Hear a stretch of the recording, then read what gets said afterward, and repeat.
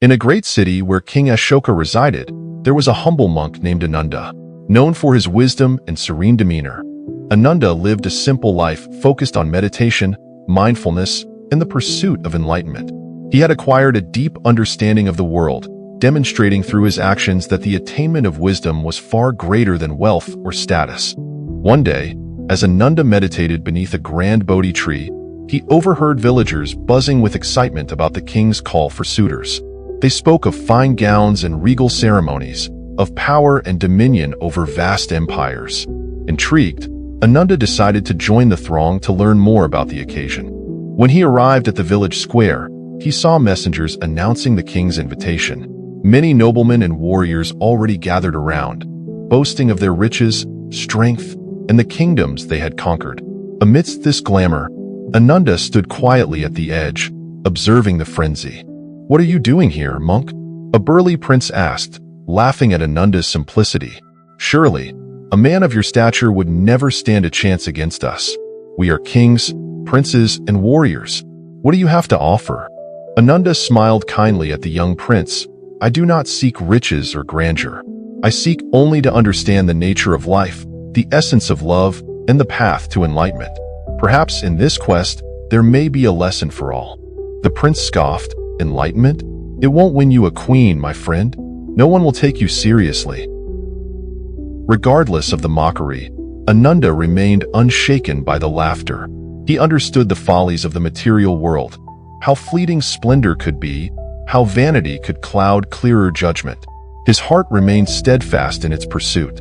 As the days turned into weeks, the festivities for choosing suitors grew in grandeur. King Ashoka hosted elaborate tournaments to determine the worthiness of his daughter's suitors. Warriors dueled, archers showcased their aim, and artists painted vibrant portraits in honor of the royal family. Once again, Ananda stood to the side, calm and composed, observing the spectacle with a smile. One day, Ashoka himself announced a special event, a wisdom competition. The atmosphere shifted as the king addressed the gathered crowd. "Tomorrow, I will seek not strength, but intelligence. Those who can answer my riddle shall win the hand of my daughter." The arena erupted with cheers as noblemen began boasting their intellect and strategizing for the riddle, spurred by admiration for the king. Except for Ananda, who had remained still in the face of all the revelry. He knew that wisdom often did not lie in the conquest of riddles, but rather in the understanding of self, humility, and compassion for others. As the sun rose on the day of the contest, participants arrived filled with self-importance. The arena was adorned with vibrant banners and entertained by a throng of joyous citizens. Ananda took his usual quiet spot, observing the hustle. Finally, the time arrived for the challenge. The king, with a regal air, spoke from his throne. "Listen well. Here is my riddle. What is the greatest treasure in the world that cannot be bought or sold, but is valued by the rich and poor alike? It is something that can bring people together and heal their hearts." The crowd fell silent. The participants began tossing suggestions: fame, wealth, power, but were swiftly dismissed by the king. The riddle stumped many, and frustration marred their faces. After several futile attempts, Ananda felt a surge of compassion and stood. He approached the front of the crowd, a gentle presence amidst the chaos. "Your Majesty," he said softly, "may I offer my humble answer?" The king looked surprised. "A monk? Very well, what say you?" Ananda bowed respectfully. "The greatest treasure in the world is love. Love transcends rank and ego. It binds humanity together, offering solace in despair and joy in happiness. It is love that gives life meaning, not wealth nor status." A hushed silence enveloped the crowd. Faces reflected thoughts and deeper insights.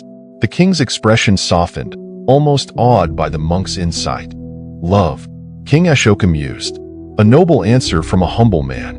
You have shared wisdom that many have overlooked in their quest for power and dominance." The silence broke into a wave of applause, and the prince who once mocked Ananda hung his head, realizing the true weight of his arrogance. It dawned on him how easily he had dismissed the essence of life. The king rose, taking a moment to breathe in the atmosphere.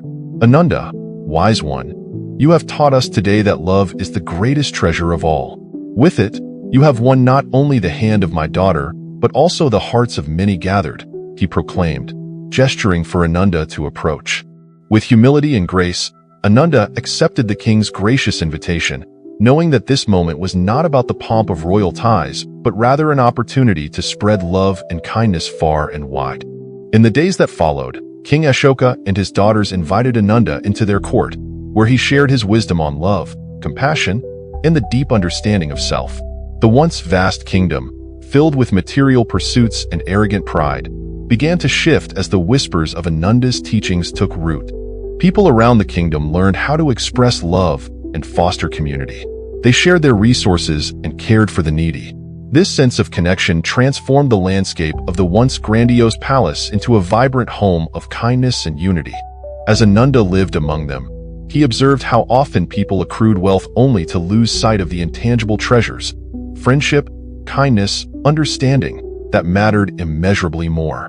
It reinforced his mission to touch hearts and cultivate wisdom, which would ultimately lead to enduring joy. Years passed, and the kingdom flourished under King Ashoka's reign, now guided by the interconnected tapestry of love.